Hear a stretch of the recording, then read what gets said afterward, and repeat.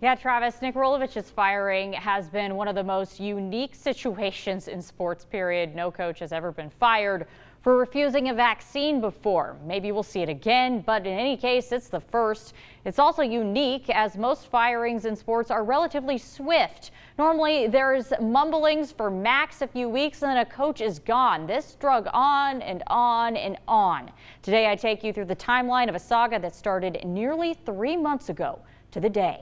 It all started on July 21st. Nick Rolovich released a statement via his Twitter that said he would not be at Pac-12 Media Day because it was required for participants to be vaccinated, and he was unvaccinated. Ironically, this is the last time Nick Rolovich was on Twitter. He said he wanted his reasons to not get vaccinated to remain private. On July 27th, Rolovich participated in Pac-12 Media Day remotely. He shared some thoughts on vaccines. I'm not against vaccinations, and I wholeheartedly support those who choose to be vaccinated. And said he thought that communication between him and the athletic department was good. I respect my decision. I don't mean to cause any heartache to this university or this athletic department. We do have an open line of communication. Things remained relatively calm until Governor Inslee announced that all state employees had to be vaccinated on August 18th. The next morning, on August 19th, Rolovich had media availability, and the line that dictated the saga for the next 2 months was born. Oh, I plan on following his mandate, for sure. He also added about the mandate. It's what the deal is. The very next day, when asked what following the mandate meant for him, he once again refused to answer the question. Well, I appreciate it, but I'm going to follow the mandate. You're the state's highest paid employee. Just what kind of message do you think you're sending by not saying what you'll do in terms of the mandate? I'm going to follow the mandate. Things then brewed for a few weeks. On September 13th, Seattle King 5 reporter Chris Daniels joined Rolovich's weekly presser, and things got easily the tensest yet. Have you received your shot or have you scheduled your shot? Yeah, I'm not going to talk about that, Chris. I understand what you guys are trying to get to, but are you seeking a religious or medical exemption? I'm not going to talk about that either, Chris. How do you answer those people that are upset about your stance on this?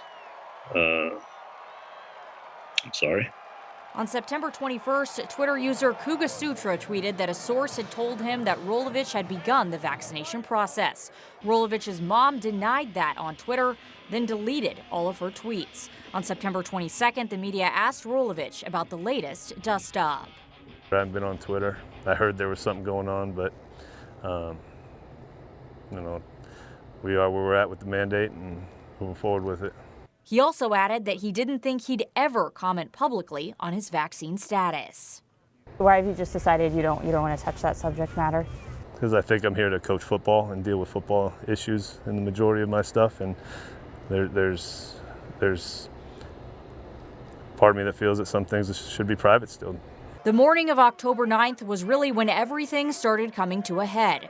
Rolovich's former head coach and mentor June Jones went on the record to USA Today and said that Rolovich had requested a religious exemption. As part of that story, Jones said, "It's not about him anymore. It's about the people around you and the credibility of the university, and he's got to take one for the team."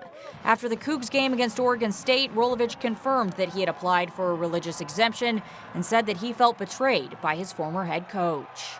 Not terribly happy with the way it happened. I hope there's no player that I coach has to wake up and feel the way I felt today. Many times over the next week, Rolovich was asked if he had heard anything back from the university about his exemption, to which he replied no. He also declined commenting on if he considered himself Catholic, which was how he was raised. The Pope has urged Catholics to get vaccinated. When asked his thoughts on how his decision could affect so many others' jobs, he essentially declined to answer that as well. I'd like to talk about Stanford, our football team, and move forward in that direction.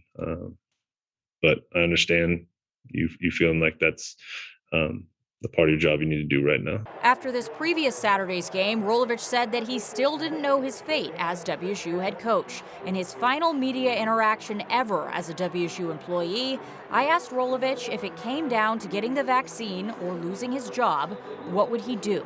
He was not a fan of that question. Brenna, if that happens out, you'll be the first to know. Okay? Yeah, thank you. Good. I don't think I'm getting a Christmas card. It was indeed a saga. Hearing you explain kind of the timeline of that event, or events rather, it went on really for a long was. time, as you mentioned. Quick question. So moving forward, WSU, they have a game this weekend against BYU. Dickert is the interim head coach. Yes. How's this process work? Do you think he'll remain as the interim head coach for the rest of the season, or do you think they'll bring someone in right away? I think he's going to remain as the interim head coach for the rest of the season, and then they will reevaluate at the end of the year. Pat Chun did say on a Portland radio show today that, if Dickert does well, he'll be in the running for becoming the head coach. Wow. So essentially kind of a tryout, for Yes. lack of a better term, right? Yeah, I mean, on the job experience. Let's Yeah. go. No kidding. Yeah. Baptism by fire. Okay, so do you get the sense after kind of covering this and kind of digesting everything over the last 24 hours that maybe Jake Dickert at least saw this coming to some extent and was kind of mentally preparing for this? As we look at that tweet that he had pinned as the top tweet for his Twitter, he was getting his second shot and making mention of how this was for the team. Yes. I think that there were a lot of contingency plans in place, and WSU had to do that. They had to be ready if Rolovich was out. So I do think he had enough of a heads up. He told me today that he did not find out officially until 5 o'clock yesterday that he was going to be interim head coach. And can you give us a sense on, so aside from Rolovich, 4 other assistants also let go yesterday as related to the mandate. Is that a big chunk of the coaching staff for WSU football? Yeah, I'd say it's not a half, under a half, but over a third, I would say. So it's significant. Absolutely significant. My goodness. So It's very weird because normally when a head coach gets fired, the staff still stays around. This is kind of an unprecedented situation to have half, a little less than half the staff gone. Doesn't And he happen. hopes to have them replaced by this Saturday's game. Crazy. That's incredible. goodness. Yeah. Nick Rolovich's era at WSU was just kind of strange because he came in during COVID, right? I mean, last season was weird. Not a regular season, obviously, because of COVID, and neither was this one as well, but kind of more normal. But then after 11 games, he's out. It's definitely up there with one of the more bizarre coaching tenures that's ever happened in college football. My goodness. Yeah. All right. Thank you very much, Brenna. And if you'd like to know more about Rolovich being fired, the new interim head coach Jake Dickert, just text us the word Rolo to 509-448-2000.